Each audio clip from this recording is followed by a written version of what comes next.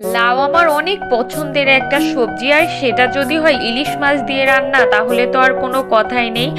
আর যে গরম পড়ছে না, এই টাইমে একটু পাতলা ঝোলের তরকারি খেলে আমার মনে হয় বেশি ভালো হয়। আজকে সেজন্যই লাউ দিয়ে ইলিশ মাছ রান্না করব বলে ঝটপট রান্নাঘরে চলে আসলাম। আসসালামু আলাইকুম এভরিওয়ান, কেমন আছেন সবাই? আশা করি সবাই ভালো আছেন। আলহামদুলিল্লাহ আমিও ভালো আছি। আপনাদের ভাইয়াকে বাজার থেকে একটা লাউ আনতে বলছিলাম, সে একটা দেখতে সুন্দর দেখে বড় লাউ নিয়ে এসেছে, কিন্তু দেখতে সুন্দর হলে তো হবে না, ভেতরে দেখছি পাকা। তো ভাবলাম যে আজকে লাউ আর রান্নাই করব না, তারপরে যেহেতু কষ্ট করে নিয়ে এসেছে তাই রান্না বসিয়ে দিচ্ছি। রান্না বসিয়ে ঠিক না, আসলে রান্না করার জন্য একটু কুটে কাটে নিচ্ছি। দেখছি লাউয়ের মধ্যে অনেক বড় বড়ই বিচি হয়ে গিয়েছিল, একটু চিকন চিকন করে কেটে নিচ্ছি। লাউ পেকে গেলে না এটা রান্না করলে একটু টক টক লাগে, তবু একটু ভালোভাবে রান্না করে দেখতে হবে আসলে কেমন লাগে।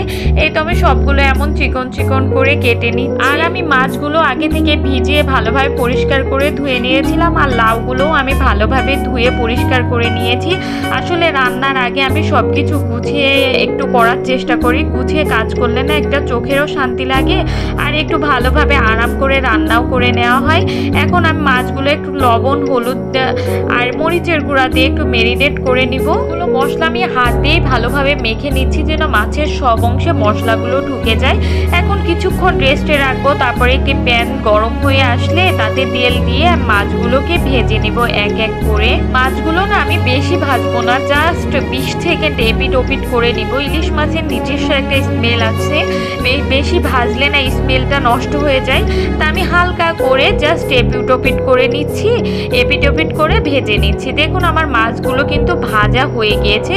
ভাজা মাছ এবং মাছের তেলটা আমি কিন্তু পরবর্তীতে তরকারিতে ব্যবহার করব, তো আমি প্যানটা সরিয়ে রাখলাম। এখন আলাদা একটা কড়াইয়ে আমি তরকারিটা রান্না করে নিব। যেহেতু আমি মাছের তেলটা পরে ব্যবহার করব, তাই খুবই কম তেল দিয়েই আমি কিন্তু এই লাউটা রান্না করে নিব। এই লাউটা রান্না করার জন্য প্রথমে আমি পেঁয়াজ মরিচটা হালকা বাদামি করে ভেজে নিচ্ছি, তারপর এক এক করে সবগুলো মশলা আমি এখন দিয়ে দিব। আমার কাছে সবসময় মনে হয় যে কোনো রান্নাতে পেঁয়াজ বাটাটা বেশি দিলে আমার মনে হয় রান্নার টেস্টটা ভালো লাগে, তাই আমি সবসময় ভাজা পেঁয়াজও ব্যবহার করি, আবার বাটাটাও ব্যবহার করি। এখন আমি সবগুলো বাটা মশলা, গুঁড়া মশলা দিয়ে মশলাটাকে ভালোভাবে কষিয়ে নিচ্ছি। মশলা যত কষানো যায় তরকারি ততই ভালো লাগে। আগেকার দাদি নানি থেকে শুরু করে আমাদের মা সবাই বলে এটা। তাই মশলাটা সময় নিয়ে ভালোভাবে কষিয়ে নিলাম। আর এখন ওই যে আগে থেকে কুটে ধুয়ে রাখা লাউটা আমি দিয়ে এখন মশলার সঙ্গে ভালোভাবে মাখিয়ে নিচ্ছি। নিয়ে এখন লাউটাও আমি সময় নিয়ে কষিয়ে নিব। ঢাকনা দিয়ে ঢেকে আমি কিছুক্ষণ কষিয়ে নিব, জাস্ট 10 মিনিট মতো আমি বারবার উল্টিয়ে পাল্টিয়ে কষিয়ে নিয়েছি। দেখুন পানিটা কিন্তু অনেক শুকিয়ে গিয়েছে, আমি সময় নিয়ে একটু কষিয়ে নিলাম।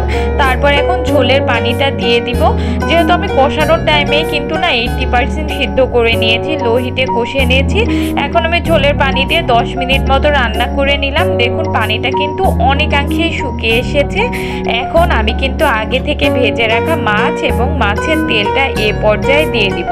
আর এই পর্যায়ে মাছের তেলটা দেওয়ার কারণে রান্নার টেস্টটা বহুগুণ বেড়ে যাবে, এত সুন্দর একটা ফ্লেভার অ্যাড হবে না। এইভাবে আমার এই রেসিপিতে একবার রান্না কেউ না করলে বুঝতে পারবেন না।